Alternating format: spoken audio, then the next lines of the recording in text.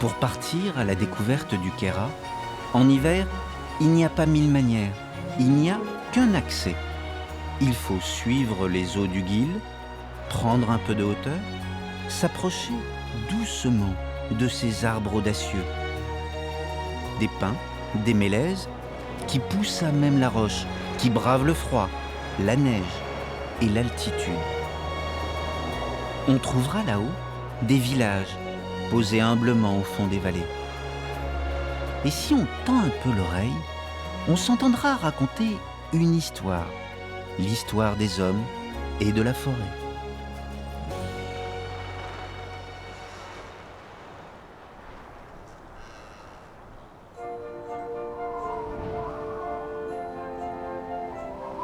Le Queyras, ce sont des vallées de haute montagne, blotties contre la frontière italienne.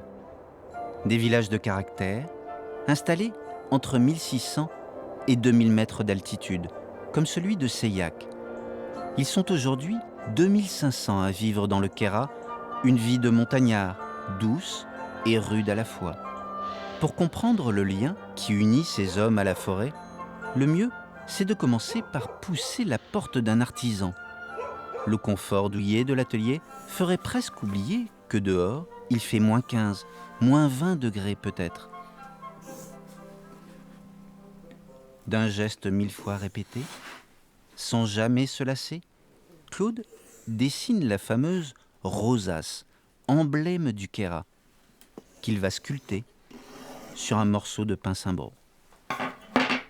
Alors le bois, c'est le pin cimbro. C'est l'arbre qui pousse en altitude à partir de 1700 mètres. Et il pousse très lentement parce qu'il est 7 à 8 mois dans la neige. Donc il a des veines fines, alors que le mélèze, c'est un bois de la région, on ne peut pas le sculpter. Étant gamin, mon père nous disait toujours « Ah, il faudrait aller couper un pin » pour pouvoir un peu travailler tout l'hiver. Et on le coupait toujours à la nouvelle lune. Parce que si vous le coupez à la pleine lune, c'est les arbres qui perdent leurs feuilles, leurs épines, comme les mélèzes. Et ça ne va pas aller, parce qu'il va mal sécher et les planches risquent de gondoler ou fendre.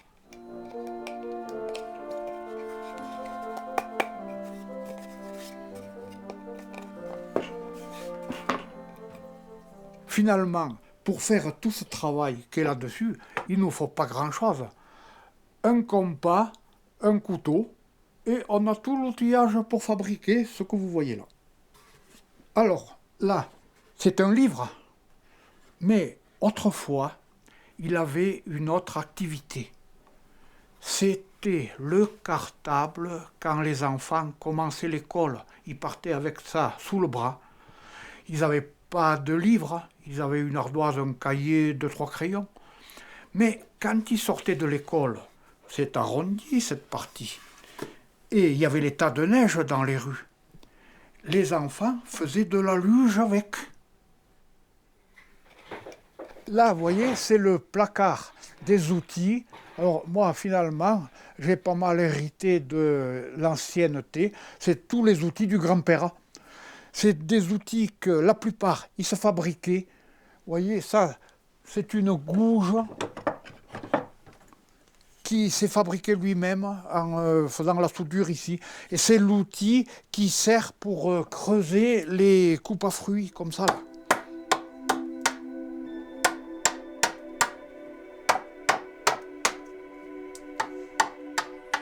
Ses ancêtres, on peut sans peine les imaginer, poser leurs outils en fin de journée pour aller nourrir les brebis. Claude, c'est la continuité, la transmission d'un mode de vie. Aujourd'hui encore, les habitants de ces montagnes doivent avoir plusieurs gagne-pains et changer de métier au rythme des saisons.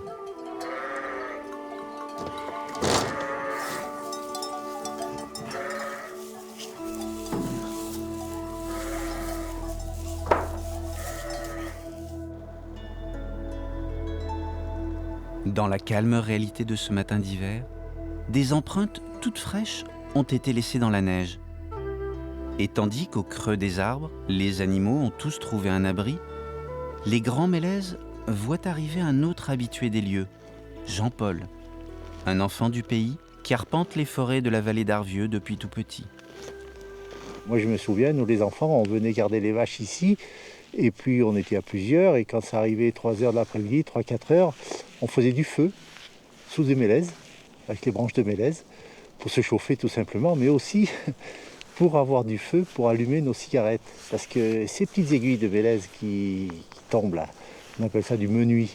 Et donc nous on roulait ce menuis dans des feuilles de papier journal, ça nous faisait des cigarettes qu'on fumait. À 18 ans, Jean-Paul quitte le Queyras pour faire des études. 10 ans plus tard, il revient pour participer au développement économique de la vallée et travaille dans une coopérative de jouets en bois. Pendant la saison touristique, il a un autre métier. Il est guide de pays pour raconter la nature et la vie des sous-bois. Sur ce mélèze là, quelque chose qui est intéressant, ce sont ces 2 pommes de mélèze qui sont coincées dans l'écorce de l'arbre. Alors qui est-ce qui a bien pu mettre ces cônes de mélèze ici dedans? Ce sont tout simplement des oiseaux. Pourquoi? Pour se nourrir. Des granivores, des mésanges, des petits passereaux qui passent l'hiver ici, et puis pour se nourrir, ils coincent la pomme dans l'arbre et ensuite ils picorent les graines. Les arbres ont également permis aux hommes de vivre ici. Les forêts étaient la richesse de cette région isolée.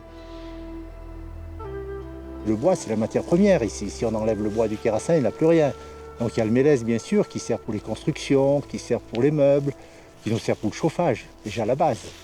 On se chauffe au mélèze, grâce à l'affouage. On a droit à prélever du bois dans la forêt. Et puis après, bien sûr, tous les paysans du village étaient plus ou moins menuisiers. Tous les hommes avaient chez eux un petit atelier de menuiserie qui leur permettait de travailler le bois et de faire des meubles pour leur consommation personnelle. Donc les gens savent travailler le bois d'une manière naturelle. Donc c'est le bois vraiment qui a permis au Quérassin de vivre sur place. Je dirais que s'il n'y avait pas eu les forêts de mélèze, je ne sais pas s'il y aurait des habitants ici.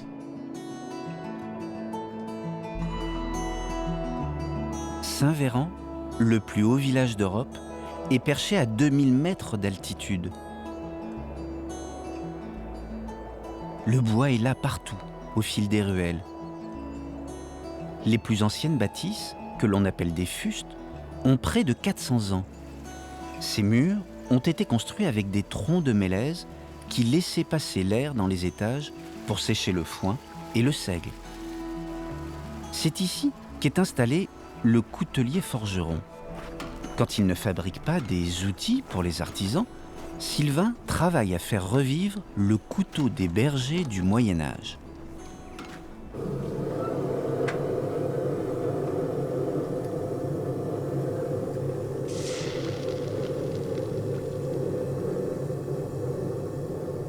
C'est une création inspirée des couteaux de berger d'antan, des couteaux de berger italiens notamment, et piémontais, puisqu'on est resté très longtemps lié avec la République des Escartons, lié à l'Italie, il y a 700 ans, et j'ai souhaité garder ces formes qui sont assez symboliques, avec des dimensions plus modestes, parce que d'origine ils étaient beaucoup plus gros, et à l'heure actuelle il n'y a plus qu'en Corse ou en Sicile qu'ils apprécient les couteaux qui font 40 cm, donc là c'est quand même plus raisonnable. Voilà. Certaines lames ont également le cadran solaire qui est frappé sur la lame. C'est pas fait à la machine, c'est fait à la main. Cadran qui est emblématique de la région, quelque chose d'important dans notre patrimoine quérassin également. Voilà, on peut avoir l'heure solaire de 6h le matin à 6h le soir et on peut s'en servir de boussole à l'inverse. Donc en ayant l'heure solaire, on peut trouver les 4 points cardinaux.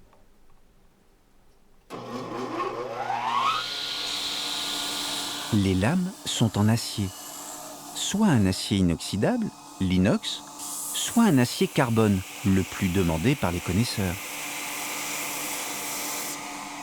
Alors certaines lames ont une entaille sur le dos qui s'appelle le tarabisco, donc qui est une entaille qui servait de racleur à bois dans le temps, et le terme tarabiscoté que tout le monde connaît en langue française vient de là. C'est un outil de menuiserie qui a disparu maintenant. Les menuisiers ou les ébénistes travaillent à la défonceuse, c'est moins poétique, mais le terme tarabiscoté, tout le monde le connaît et ça vient de là. C'est un outil de menuiserie. Ce couteau de pays, Sylvain le fabrique entièrement à la main, ici, dans son atelier de Saint-Véran. C'est l'un des derniers en France et le dernier dans les Alpes. Je travaille à peu près une quarantaine de bois différents. Le plus demandé, c'est le mélèze, c'est le bois du cru et c'est unique au monde. C'est le seul couteau au monde en mélèze. En voilà quelques-uns de différentes couleurs et différentes veines. Les grains les plus fins, c'est ceux qui poussent en très haute altitude. C'est d'ailleurs ceux que je récupère grâce aux avalanches, parce que je ne vais pas aller m'encorder pour aller les chercher, donc j'attends qu'ils descendent tout seuls. Voilà, et c'est un bois qui est assez dense et intéressant en grains. Mais tous les mélèzes du Queyras sont exploitables, sont de qualité, puisqu'on a la chance d'avoir un très bon climat, sec et ensoleillé, donc ils poussent très très bien. Le mélèze a trouvé dans le Queyras le ciel qui lui convient et la terre dont il a besoin. C'est la même chose pour Natacha. Natacha vient de loin, elle a tout quitté pour s'installer à Moline, adopter ce peuple et son savoir-faire. Dans cette vie qu'elle a choisie, elle est tourneuse sur bois.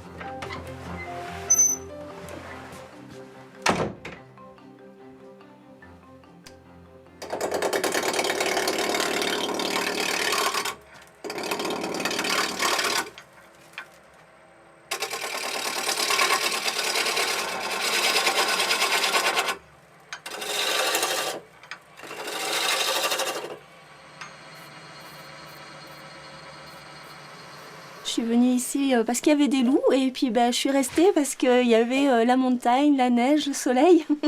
On ne peut pas demander mieux comme condition de travail. C'est pas toujours évident. C'est sûr que voilà, ce matin, ça a commencé par 2 heures de déneigement avant d'accéder rien qu'à la cabane à bois. Mais par contre, voilà, quand on voit ce paysage, quand on travaille dans ces conditions-là, on a la récompense tout de suite, quoi.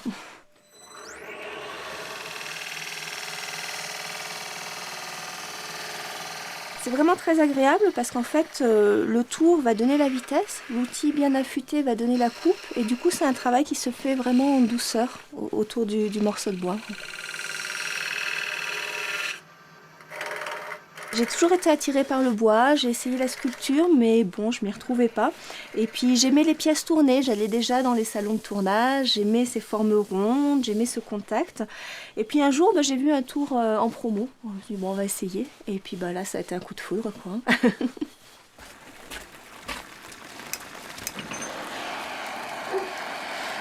Alors ma technique, ma particularité, c'est vraiment de brûler le bois.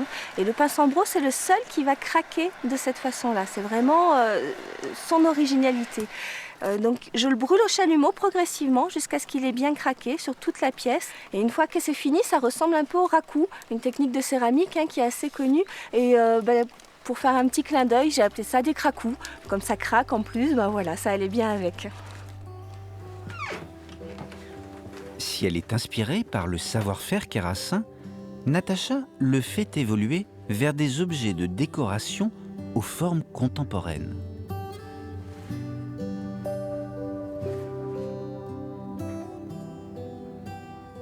Celles-ci, elles vont partir en Suisse. Celle-ci, elle part à côté de Paris. Voilà, en fait, je vais travailler vraiment avec partout. J'ai des clients en Inde, j'ai des contacts au Japon, à New York, là, il n'y a pas longtemps. Il faut sortir, il faut bouger. Moi, je fais des salons pour les professionnels à Paris tous les ans. Après, c'est les expositions. Donc là aussi, essayer d'exporter son travail, d'aller le montrer ailleurs pour se faire connaître. L'intérêt de ce travail, c'est de pouvoir travailler dans sa montagne, le bois d'ici, mais de travailler avec le monde entier. C'est vraiment agréable, ça. Son bois d'ici, son pince-imbros, Natacha va le chercher à quelques kilomètres de chez elle, à Châteauville-Vieille, dans une scierie familiale. Il y a un peu de sambro là en ce moment ? Oui, on en a de l'automne là. Ils sont sous la neige, mais on va aller le sortir. Tu vois, ils sont jolis ceux-là, ils viennent là-haut de Moline. Ah oui ? Le pince-imbros est exigeant.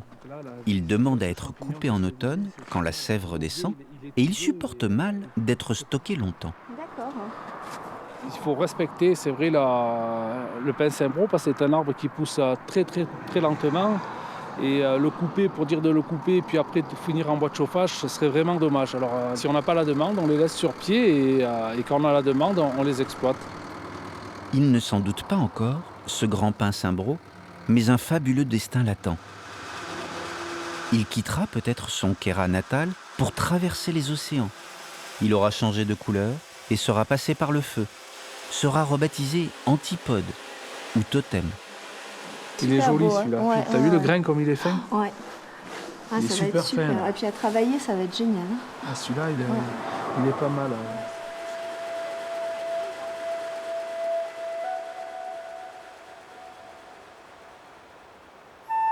Il y a dans ces montagnes une sorte de feu souterrain qui dort sans jamais s'éteindre. Difficile à imaginer, mais dans quelques semaines, le mélèze va se réveiller.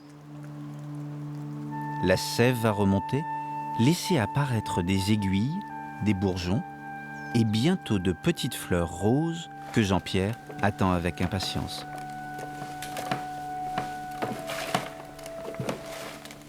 Ce sont des fleurs de mélèze, enfin des fleurs de mélèze. Communément, on les appelle fleurs de mélèze, mais en botanique, c'est pas très juste, c'est pas juste du tout même.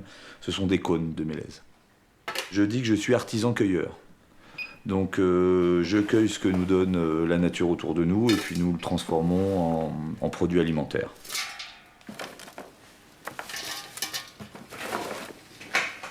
Quand on cueille, on sait qu'on va y revenir l'année prochaine, donc on a plutôt intérêt à faire attention à la nature, à l'élément. Donc on fait attention de ne pas casser, on coupe jamais, nous on cueille. Il n'y a pas aucune coupe dans toutes nos cueillettes. Il y a un bilan carbone quasiment parfait puisque nous nous déplaçons à pied pour la plupart des cueillettes de mélèze et donc de la forêt là, qui est à quelques centaines de mètres d'ici. Il y a tout de même un mystère. Comment fait-on pour transformer en hiver ce cône cueilli en mai? La seule solution, c'est de le congeler. Et puis je vais vous faire un petit secret. En fait, le mélèze congelé ne trouble pas à la fabrication après, alors que si on le travaillait frais, on n'aurait pas cette couleur limpide, rose qu'on a en le congelant. Voilà. Ça, normalement, je ne le dis jamais. Je vais me faire engueuler par celui qui m'a dit ça. Jean-Pierre termine de préparer son sirop de mélèze qu'il va laisser macérer toute la nuit. De ses cueillettes de fleurs et de baies sauvages, il tire aussi des alcools, des confitures et bientôt peut-être un confit de mélèze. Ce matin, ce sont les tout premiers essais de la nouvelle recette. On va commencer par 500 grammes de fleurs. Allez, 500 grammes. 500 grammes. Ouais, après, on n'est pas à 3 grammes près, tu vois. Ouais. Hop. Alors moi, pour moi, il faut de l'eau qu'on va peser, parce qu'on va noter après sur notre cahier. Je suis persuadé qu'avec le mélèze, on a une base, une belle base qu'on va faire évoluer en rajoutant. On va chocolater, ou on va mettre des amandes, ou on va travailler là-dessus. Voilà, on est au début de cette histoire-là qu'on voudrait finir pour la prochaine cueillette de ce printemps et donc commercialiser cet été. Ouais, 100 grammes. On a la chance d'avoir quelques grands chefs qui nous font confiance et qui nous demandent des préparations assez particulières avec les baies, comme le cynorhodon par exemple. Et j'aimerais bien que cette pâte à tartiner puisse finir dans les mains de grands chefs qui puissent la faire évoluer eux aussi, ou nous demander des choses plus particulières. Je voudrais avec plus de ça, avec moins de ça, comme ils l'ont fait sur d'autres produits. Moi, c'est très sucré quand même.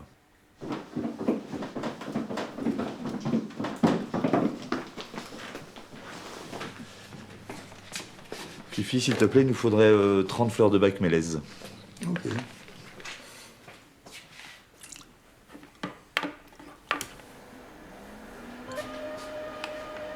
Donc les fleurs de bac, ce sont des élixirs floraux qui harmonisent les états émotionnels. Pour les peurs, par exemple, il y a le prunus. Pour les gens un peu désespérés, la dame de 11 heures, le pommier sauvage, ce qu'on trouve par ici dans le département, la jonque, la gentiane pour les gens qui souffrent d'incertitude. l'églantier pour les manques d'intérêt, enfin les gens qui s'intéressent pas au présent, qui sont plutôt dans le passé. Pour la fabrication, c'est très simple. Et il suffit qu'il fasse beau, donc c'est simple et agréable. Donc il faut un grand ciel bleu. Un nuage annulerait la fabrication. Donc un grand ciel bleu, on est dehors, on cueille, on macère cette plante sur le lieu de cueillette dans de l'eau de source et on attend 3 heures qu'elle solarise. Et après on la filtre et on la conserve dans un brandy, c'est un cognac déclassé. L'alcool n'a que pour but de conserver les effets de la plante. Les arbres veillent sur les hommes veillent sur les arbres.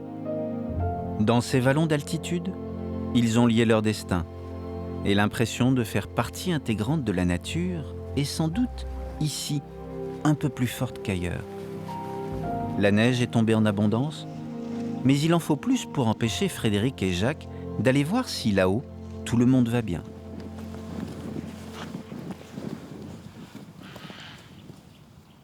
Je sais pas si les chamois, ils mangent comme ça, là. Parce qu'ici, à part chamois, chevreuil, je sais pas, ils doivent vraiment avoir faim.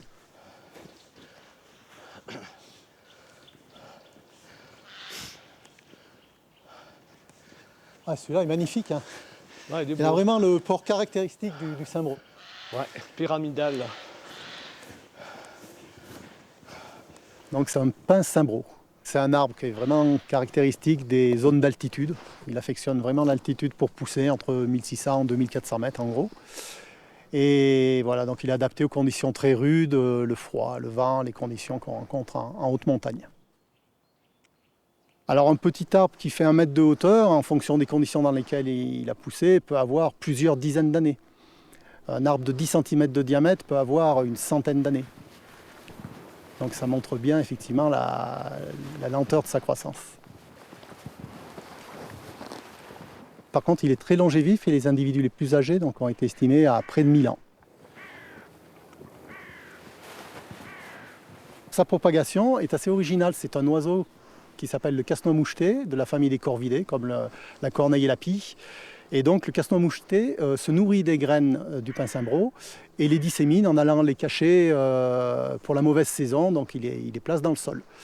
Et au moment de la mauvaise saison, il retrouve certaines de ses caches, mais pas toutes, en général 70-80% il retrouve, et les 20-30% de caches qu'il n'a pas retrouvées permettent aux graines de germer et de pousser à l'endroit où il les a enterrées.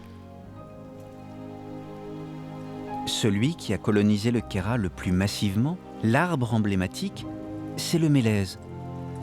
À voir ces paysages, le mélèze semble une évidence, et pourtant, c'est une essence rare. On ne la trouve guère que dans le sud des Alpes. Une essence rare, fragile, qui pourrait disparaître.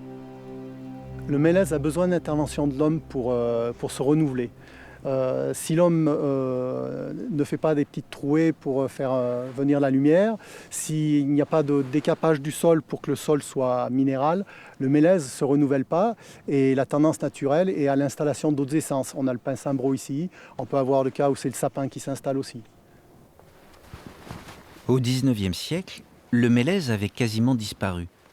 Le Queyras était en proie à l'érosion, au glissement de terrain et aux crues torrentielles.